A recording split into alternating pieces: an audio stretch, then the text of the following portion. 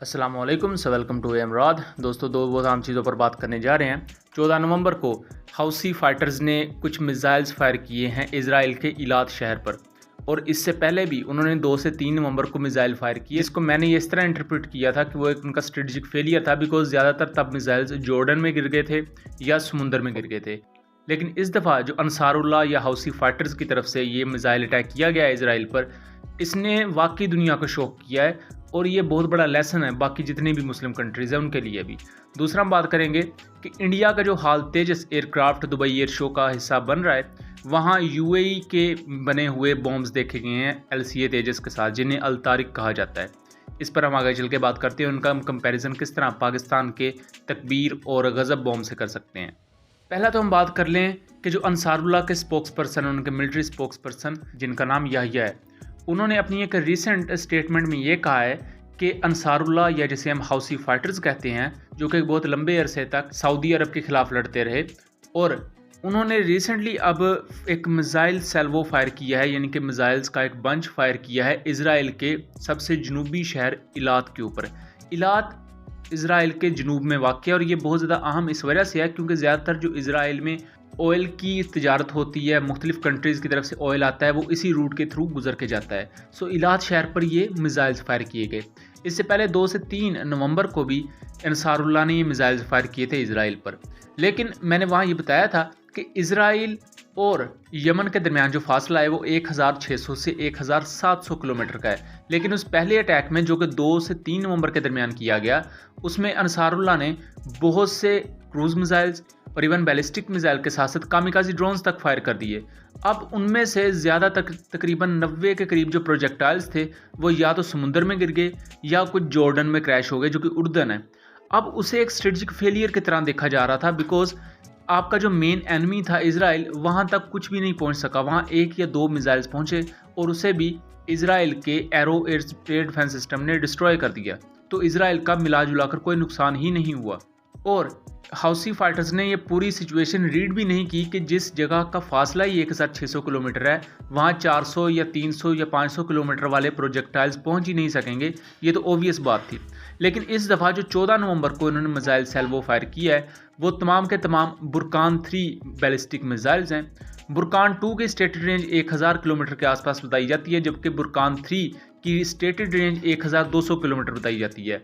और यहाँ फुटेजेस ये भी आ रही हैं कि ये मिसाइल्स इजराइल के इलात शहर में हिट हुए हैं। कुछ मिसाइल्स को इजराइल के एरो एयर डिफेंस सिस्टम ने हवा में गिरने से पहले ही तबाह कर दिया, यानी कि शॉट डाउन कर दिया, जबकि कुछ मिसाइल्स ने इलात में अपना इम्पैक्ट दिखाया है, वहाँ गिरे हैं। तो इस चीज़ से आगे 2 नतीजे निकलते हैं। पहला तो जो बैलिस्टिक मिसाइल की इन्फॉर्मेशन, और दुनिया के बाकी कंट्रीज भी बैलिस्टिक मिसाइल की असल इन्फॉर्मेशन नहीं बताते, तो बुरकान 3 की जो असल रेंज है वो 1600 किलोमीटर से ज़्यादा है, इसलिए वो इजराइल के उस एरिया तक पहुँचे। और यहाँ देखा जाए तो हौसी फाइटर्स ने अपने पिछले हमले में जो उनसे कोताहियाँ हुई थी या मिस कैलकुलेशन हुई थी, उन्होंने इस चीज़ को इस दफ़ा बेहतर किया है, और ओबियसली इस दफ़ा उन्हें बेहतर नताइज भी देखने को मिले हैं। दूसरा यहाँ चीज़ इजरायली एयर डिफेंस सिस्टम की नाकामी भी है। थोरोली कंप्लीट नाकामी तो नहीं कह सकते, लेकिन पोटेंशियल फेलियर ज़रूर है। इनमें से जैसा कि मैंने बताया कि 5 से 6 ऐसे मिसाइल्स को उसने रोक लिया, लेकिन 2 से 3 मिसाइल्स ने इलात शहर को हिट किया। लेकिन क्या हो अगर इससे ज़्यादा तादाद में बैलिस्टिक मिसाइल्स फायर किए जाते, और क्या होता अगर हौसी इन बैलिस्टिक मिसाइल्स के साथ कुछ डिकॉयज भी फायर कर देते, तो हो सकता था ये ज़्यादा तादाद में इजरायली इलात शहर को हिट करते। इस तमाम खबर को इस वक्त सोशल मीडिया पर छुपाया भी जा रहा है। इजरायली मीडिया बिल्कुल भी इसे रिपोर्ट नहीं कर रहा, लेकिन जो मिसाइल हिट हुए हैं इजराइल के इलात शहर में, उसका मैं लिंक डिस्क्रिप्शन में दे दूंगा। उसको ट्विटर पर आप देख सकते हैं उस वीडियो को। उसमें बाकायदा ये देखा जा सकता है कि किस तरह ये बुरकान 3 बैलिस्टिक मिसाइल इजरायली शहर में आके गिरते हैं। और इस वक्त चूंकि सऊदी अरेबिया के साथ भी ताल्लुकात बहुत ज़्यादा बुरे नहीं चल रहे, 2023 में काफ़ी ज़्यादा डायलॉग हो रहे हैं सऊदी अरब और यमन के दरमियान, जिसकी वजह से सऊदी अरब और हौसी फाइटर्स की जो आपस में एक हॉस्टिलिटी थी और एक जंग जैसी सर्दमहरी थी, वो भी ख़त्म हुई है। इस वजह से हौसी फाइटर्स इस वक्त ज़्यादा निशाना बना रहे हैं जो रेड सी में मौजूद अमरीका के बहरी बेड़े या इजराइल की तिजारती शिप्स गुजरती हैं उन्हें, और दूसरा अब उनके पास निशाना इजराइल का जनूबी शहर इलात है, जो कि उनके तिजारती मकासद के लिए बहुत ज़्यादा अहम है। अब हम दूसरा बात कर लेते हैं इंडिया की बारे में। इंडिया का LCA तेजस एयरक्राफ्ट दुबई एयर शो का हिस्सा है, और उसमें जो स्टैटिक डिस्प्ले पर LCA तेजस दिखाया गया है, वहाँ LCA तेजस के अपने वेपन सिस्टम्स तो हैं ही, जिनमें कुछ रशियन वेपन सिस्टम, कुछ इजरायली वेपन सिस्टम, उसके साथ साथ यहाँ यूनाइटेड अरब एमिरेट्स का बना हुआ अल-तारिक स्मार्ट बॉम्ब भी देखा जा सकता है। अल-तारिक बॉम्ब बुनियादी तौर पर तवाज़ुन और डैनल डायनामिक्स ने मिलकर बनाया है। तवाज़ुन यूएई की कंपनी है, जबकि डैनल डायनामिक्स साउथ अफ्रीका की कंपनी है। अल-तारिक जीपीएस गाइडेड या inertial navigation system guided smart bomb है और इसे कंपेयर किया जा सकता है इजराइल के स्पाइस 2000 बॉम्ब से, पाकिस्तान के H4 स्टैंड ऑफ वेपन से और पाकिस्तान के तकबीर बॉम्ब के साथ। ये सेम उसी कॉन्सेप्ट को यूज़ करता है जैसे कि पाकिस्तान ने जो MK सीरीज़ के बॉम्ब्स होते हैं, MK82, MK83, MK84, उन पर गिड्स की बनी हुई रेंज एक्सटेंशन किट्स लगा दी और उन्हें नाम दिया REK, यानी कि रेंज एक्सटेंशन किट्स, या इसके अलावा उन्हें तकबीर बॉम्ब भी कहा जाता है। यही तकबीर बॉम्ब ना सिर्फ नाइजीरिया ने यूज़ किए बोको हराम के मिलिटेंट्स के खिलाफ, बल्कि पाकिस्तान में 27 फरवरी 2019 को इंडियन ऑक्यूपाइड कश्मीर में इन बॉम्ब्स का कामयाबी से इस्तेमाल किया था। अल-तारिक बॉम्ब भी सेम इसी तरह की कन्फिग्रेशन को यूज़ करता है कि जो MK सीरीज़ के बॉम्ब्स हैं, इन पर डैनल डायनामिक्स और तवाज़ुन की कंपनी की तरफ से एक रेंज एक्सटेंशन किट बनाई गई, जिससे इसको एक लंबी रेंज तक एक मिसाइल की तरह उड़ते हुए अपने टारगेट को स्ट्राइक कर सकता है। इसके दो वेरिएंट्स हैं दोस्तों। पहला तो नॉर्मल अल-तारिक बॉम्ब है जिसकी रेंज तकरीबन 40 से 45 किलोमीटर के दरमियान है, जबकि दूसरा एक अल-तारिक LR वेरिएंट है। इसकी रेंज 100 किलोमीटर के आसपास बताई जाती है। इंडिया की हिंदुस्तान एरोनॉटिकल लिमिटेड भी इसमें काफ़ी ज़्यादा दिलचस्पी का इजहार करती है और हाल ने UAE के साथ इस बारे में एक MOU भी साइन किया है। यहाँ क्वेश्चन सबसे ज़्यादा रेज ये किया जा रहा है कि क्या अल-तारिक बॉम्ब को अगर चूज़ करता है इंडिया, तो जो इंडिया खुद बॉम्ब्स बना रहा है, गौतम और गौरव, उनकी प्रोडक्शन पर इसका फ़र्क पड़ेगा?